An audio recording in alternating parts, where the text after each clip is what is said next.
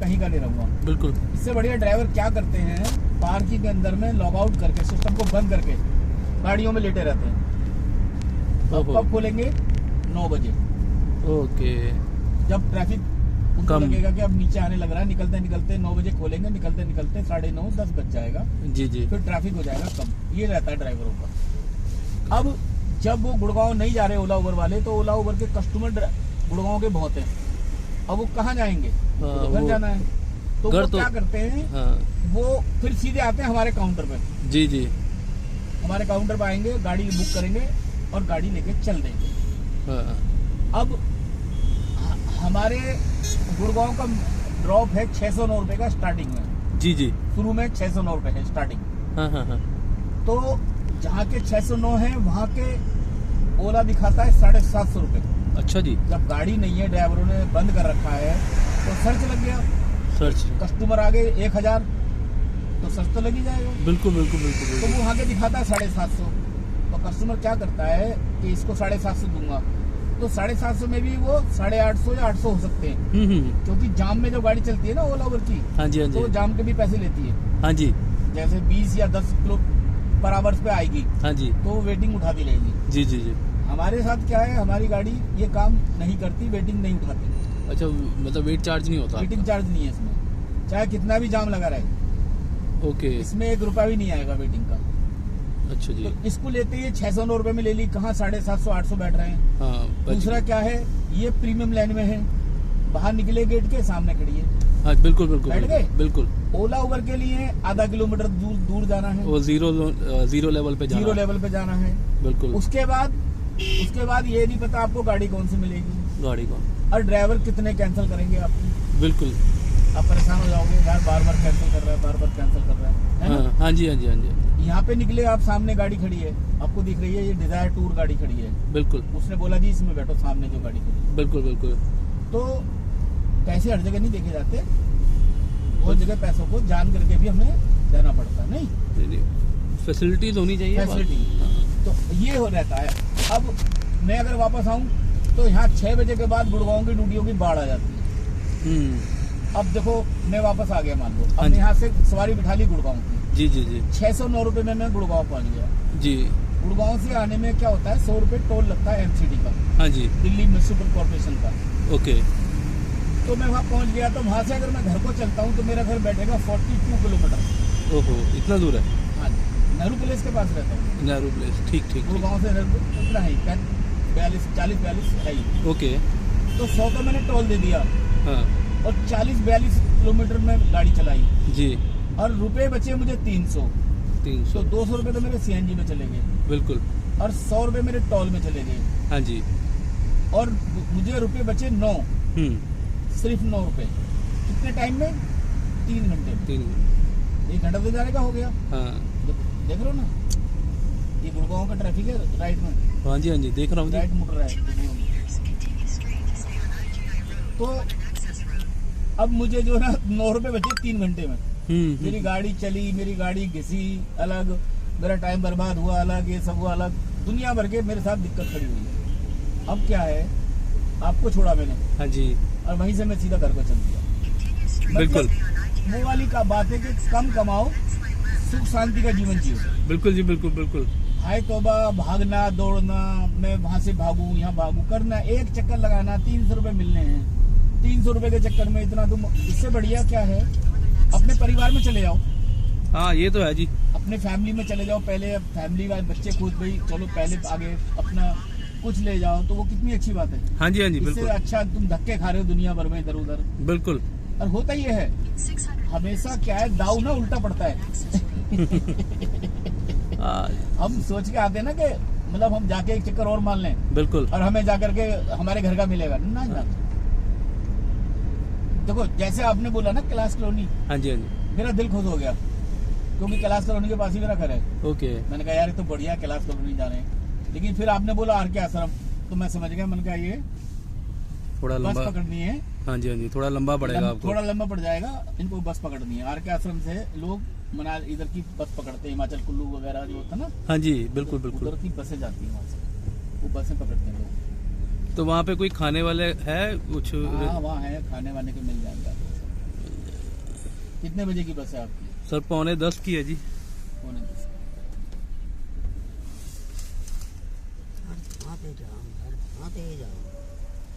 देखो जहाँ पे आप जा रहे हो वहाँ तो पर खाने वाला कोई है नहीं, मैं आपको बताऊं, लेकिन उससे 1 से 1.5 किलोमीटर पहले खाने का है, वहाँ पे आप खा सकते हो, वहाँ पे है।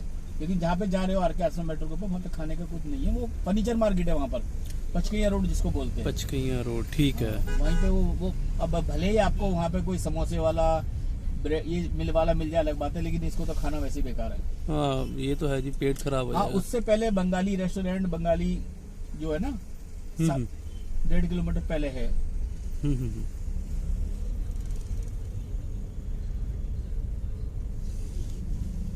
बड़े बड़े होटल्स खुल गए जी यहाँ पे, बिल्कुल 7 स्टार।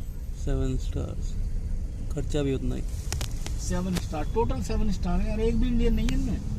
हाँ जी हाँ जी, एक होटल इंडियन नहीं है, सब बाहर के, अमेरिकन, JW मैरियट, ये holiday, country in, lemon tree, दुनिया भर के, हयात, अंदाज, सब बाहर के होटल है।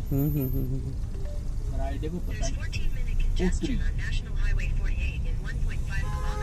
लोग आते ही होंगे यहाँ पे रहने के लिए, लोग आते ही होंगे रहने के लिए। बिल्कुल आते हैं। देखो कितना जाम चल रहा है, देखो फ्राइडे के दिन ये हालत हो जाता है, ऐसा मन करता है कि इस दिन तो गाड़ी ही मत चलाओ। और एयरपोर्ट में गाड़ियाँ नहीं है भाई, यही जो अभी आपके सामने आई ना 2-3। हाँ जी हाँ जी हाँ जी, यही गाड़ी है और कुछ नहीं, 2-3। एयरपोर्ट अथॉरिटी के पास इतनी गाड़ी है? गाड़ियाँ तो इनके पास हजार है सबके पास। हाँ जी हाँ जी हाँ जी। लेकिन जो गाड़ी निकल रही है ना, हाँ, वो गई जाम में गई, 2-3 घंटे से पहले वो वापस नहीं लौटेगी। ओके। जो भी निकल रही है यहाँ से मतलब, और जो छोड़ रही है फिर आ रही है 1-1.5 घंटे से पहले, वो यहाँ नहीं पहुंचेगी, वो जाम में फंस के आ रही है वहां से यहाँ तक। हाँ। बड़ा जाम लग रहा है आज, बहुत जाम लग रहा है।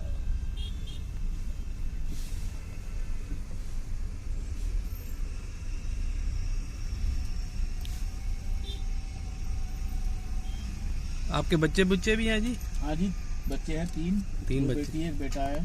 2 बेटियां 1 बेटा। क्या करते हैं जी दोनों तीनों? एक की शादी करी है जी अभी। और क्या बात है, 21 में। हाँ जी। और एक बेटी पढ़ रही है बड़ी, दूसरी बेटा छोटा 14 साल का। बड़ी बेटी सैमसंग में जॉब करती है, जिसकी शादी हुई है। हाँ। ओ क्या बात है। सैमसंग नहीं है, AC की यूनिट। हाँ जी हाँ जी हाँ जी हाँ जी, में जॉब करती है वो। और जो दामाद है हमारा, वो एडवोकेट है लड़का। ओ वाह जी वाह, क्या ही बात। गाजियाबाद कोर्ट में, राजनगर में। हाँ जी हाँ जी हाँ जी। तो दोनों का जोड़ी बढ़िया मिल गया, दोनों पढ़े लिखे हैं, दोनों जॉब करते हैं, बढ़िया अपना जिंदगी गुजार रहे हैं। चलो सही, बिल्कुल सही है। दूसरी लड़की ब्यूटिशियन का कोर्स कर रही है, उसका दिसंबर में कोर्स कंप्लीट हो जाएगा, उसके बाद वो अपना जॉब करेगी। बढ़िया है ना? बिल्कुल जी, बिल्कुल बिल्कुल बिल्कुल सही है। और जॉब करेगी, अपने पैरों पे खड़ी होगी, अपने दूसरे घर जाएगी, वहाँ अपने परिवार को पाल सकती है। हाँ बिल्कुल जी सर, आज की डेट में दोनों हेल्पिंग हैंड होने चाहिए। क्या वही हमने ये मैं तो मुस्लिम हूँ, मगर मैंने इस चीज़ को वो नहीं किया बिल्कुल भी। मैंने पढ़ाई पे ज़्यादा फोकस किया है। बहुत बढ़िया। पढ़ाई जो है ना, ये एक हमारा हथियार है, एजुकेशन जो है। हमारे यहाँ होता क्या मुस्लिमों में? हाँ जी हाँ जी। लड़की को 7-8 क्लास पढ़ा लेंगे, उसके बाद कहेंगे दादी मना करती है, लड़की को नहीं भेजना स्कूल, एजुकेशन नहीं देते, लड़का हो या लड़की हो कुल मिलाकर। अच्छा, देखो क्या होता है ना, देखो सुनो, आप मान लो सैनिक हैं। हाँ आपके घर में आपके ताऊ, आपके चाचा, आपके सब सैनिक हैं, पुलिस में हैं, टीचर में हैं, बैंक में हैं, इसमें हैं, तो आपका माहौल वैसे ही हुआ ना सबका। बिल्कुल जी। तो आप भी देख करके वही काम करोगे जो वो कर रहे हैं। जी जी, ऐसे होता है ना। हाँ जी, हाँ जी। और फिर कुछ सपोर्ट भी बड़ी चीज होती है।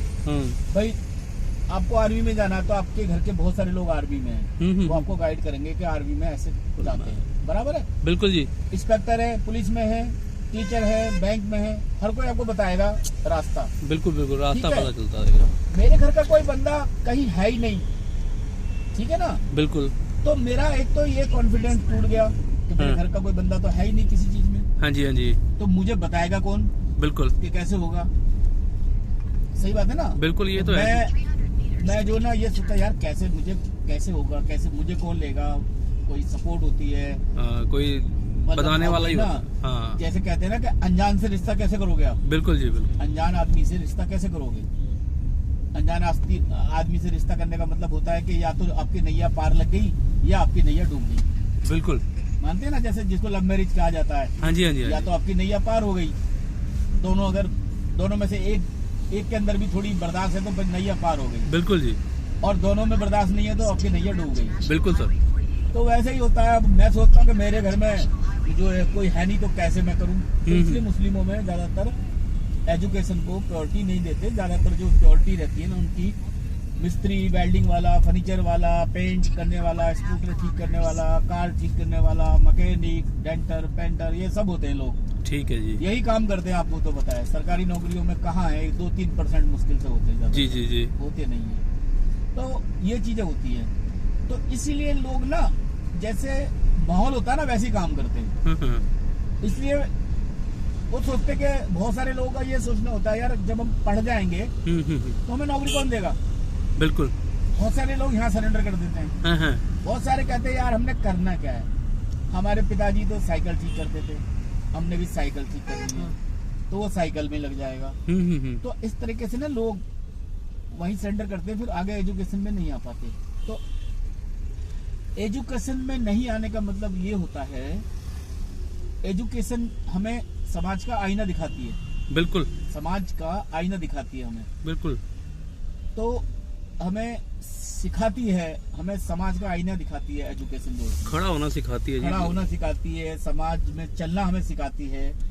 अब हमें मान लो हमें हवाई जहाज में ट्रैवलिंग करनी है। हाँ जी। हमें आता कुछ नहीं, हम तो लोगों से कहेंगे भैया देखना ये जहाज का टिकट है, कहाँ से जहाज पकड़े, बोर्डिंग पास किसको कहते हैं हमें नहीं पता। दूसरों पर डिपेंड है। दूसरों पे डिपेंड। अब अगर हमें पता है तो हम किसे पूछेंगे नहीं, हम अपना सीधा, हमें पता कैसे होगा। बिल्कुल बिल्कुल बिल्कुल। ये चीजें हैं। तो इसलिए ज्यादा एजुकेशन पे जोर नहीं देते हैं और यही कारण है कि पढ़ाई लिखाई में बहुत पीछे रहते हैं मुस्लिम।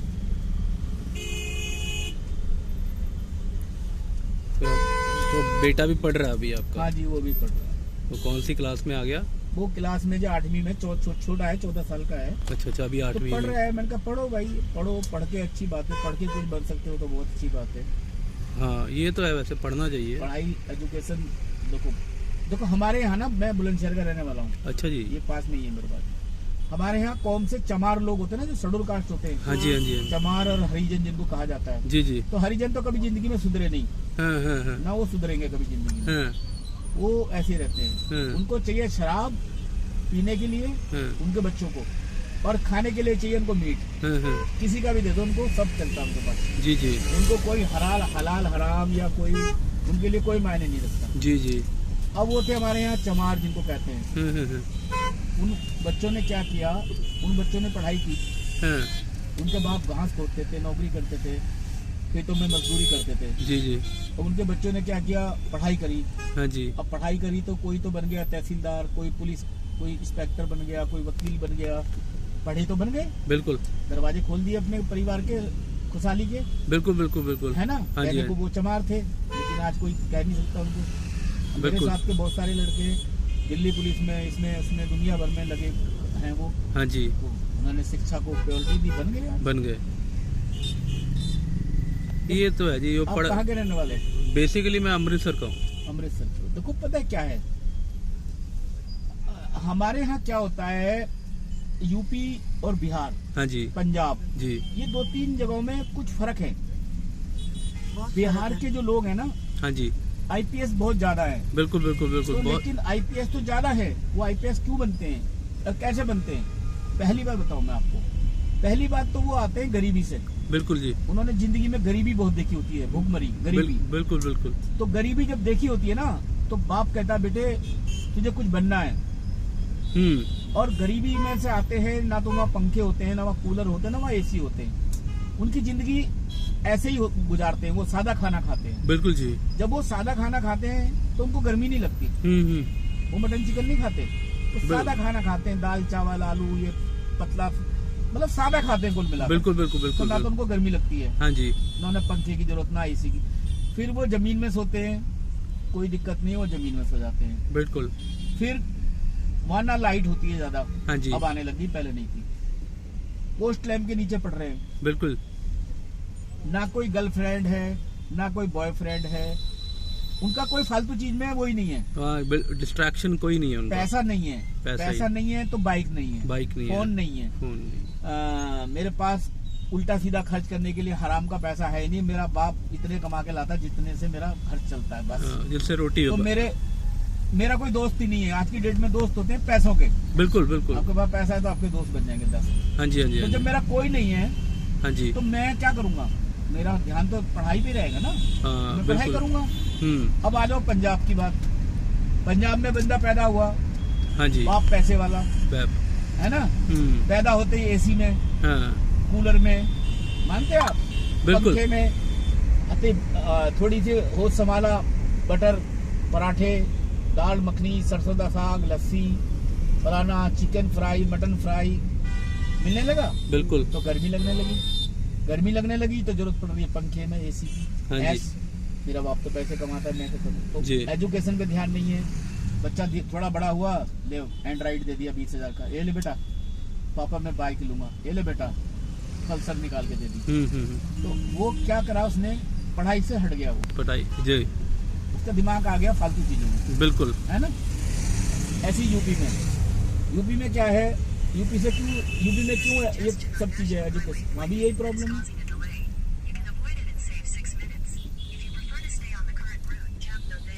तो वहाँ भी यही प्रॉब्लम है। बट यूपी अब तरक्की कर रहा है वैसे। हाँ, तो वो प्रॉब्लम क्या है, प्रॉब्लम वहाँ भी वही है, यूपी के अंदर भी।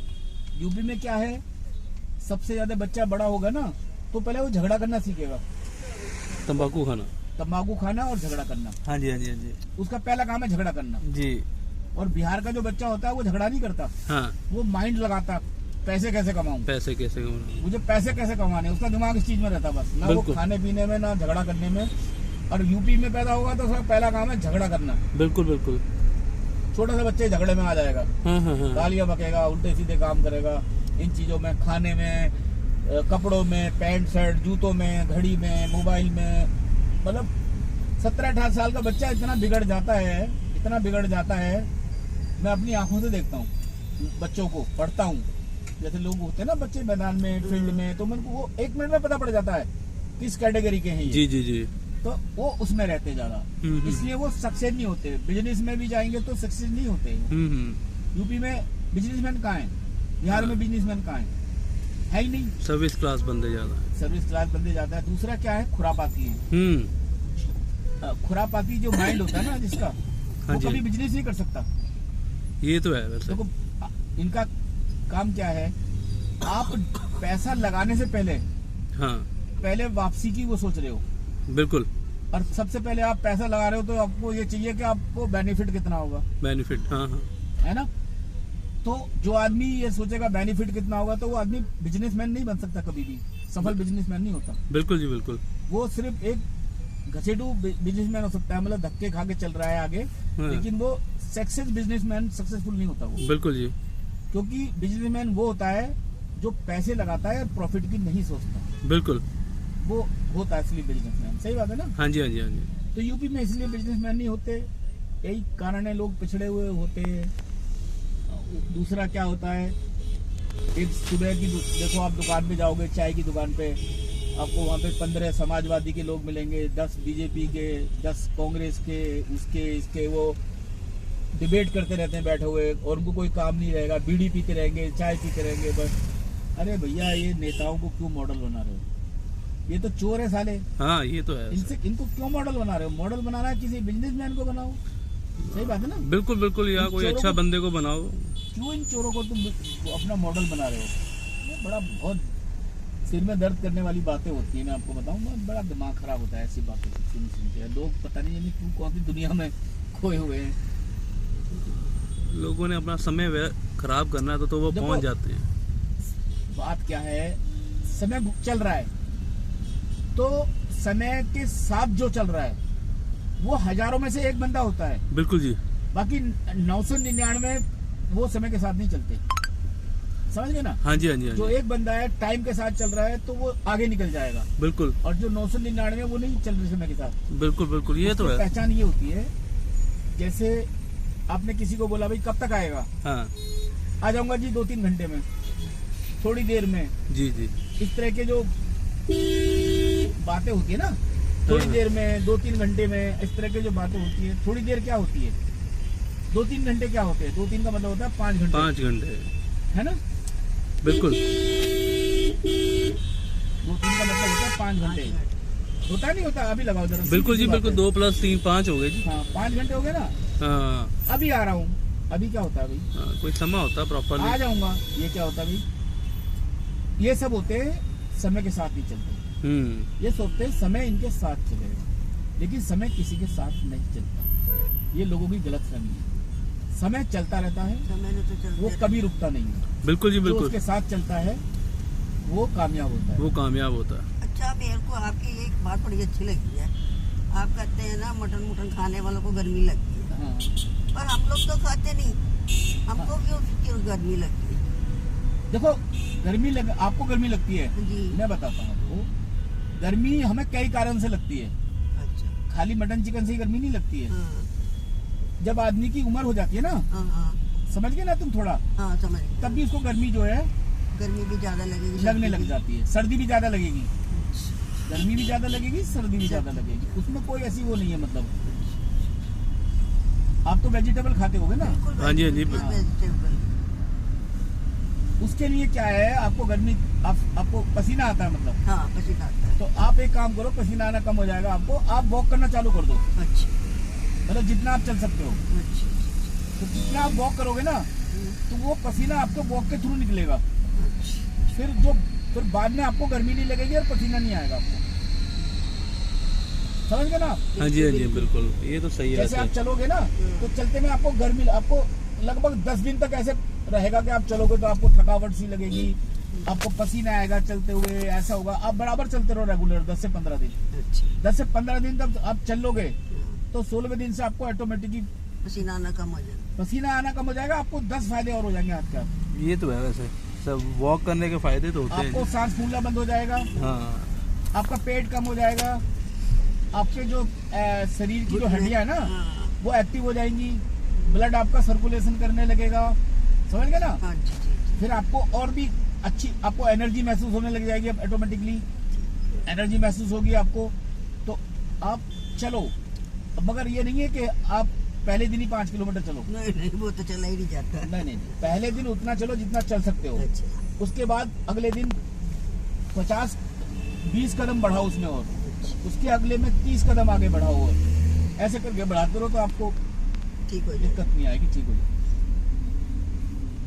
दूसरा, ठंडा पानी मत पियो, ठंडा तो मैं तो पीती हूँ नहीं, और चाय मत पियो। मैं आपको और चाय पी जाती है बस। हाँ, बस चाय पीनी है 1 से 2 बार, चाय मत पियो। और जितना आप फ्रूट खा सकते हैं, अच्छा, फ्रूट खाओ। और एक चीज और देखो, 3-4 फल बताता हूँ आपको, सबसे ताकतवर जो फल होते हैं, जो आदमी में एनर्जी डालते हैं। सबसे पहला फल है कीवी। कीवी से ताकतवर कोई फल नहीं होता, सबसे ज्यादा ताकतवर फल होता है। मात्र 30 रुपए का आता है, 25 से 30 रुपए का। आप एक कीवी डेली शामिल कर लो अपने अंदर में। और कीवी के बाद में नंबर जो आता है, वो आता है नारियल पानी का, नारियल पानी। एकदम बहुत जबरदस्त होता है, दाब जिसको। तो तीसरा होता है अनार जो होता है। हाँ जी, हाँ जी, चौथा होता है सेब जो होता है आपका। हाँ जी, हाँ जी, बिल्कुल। सेब बहुत बेहतरीन चीज है, 100 चीजों की। फिर एक होती है मौसमी का जूस, पता नहीं कितनी बीमारियों को दूर रखता है जूस अपने आपको।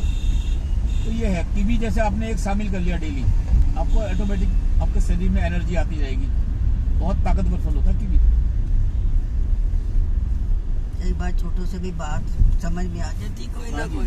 ये नहीं होता कि बड़े ही बताएं, नहीं, छोटों से भी सीखना पड़ता है। बिल्कुल। और जितना हो सकता है खाने में सलाद खाओ, और सलाद के साथ साथ जितनी मौसमी सब्जियां होती हैं, मौसमी सब्जियां तो होती है, वो खाओ। और अभी क्या हो रहा है, अभी मूली की सलाद खाओ आप। मूली की सलाद इतनी बढ़िया होती है, आपको बहुत फायदा करती है। आपके हड्डियों में बुखार नहीं रहे, बुखार होगा तो वो निकाल देगा।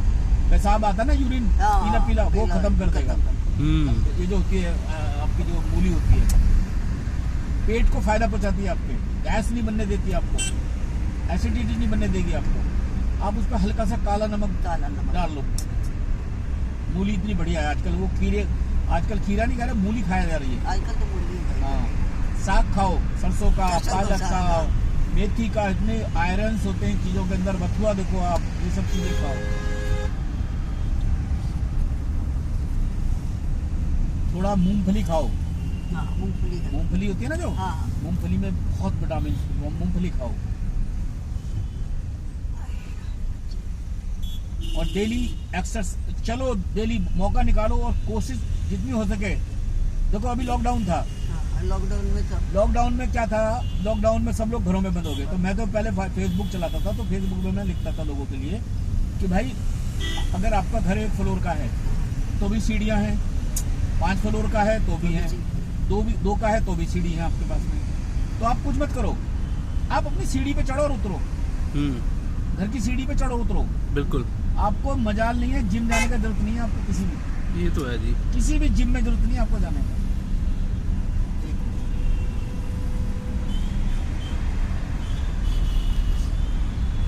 कोई कहता ना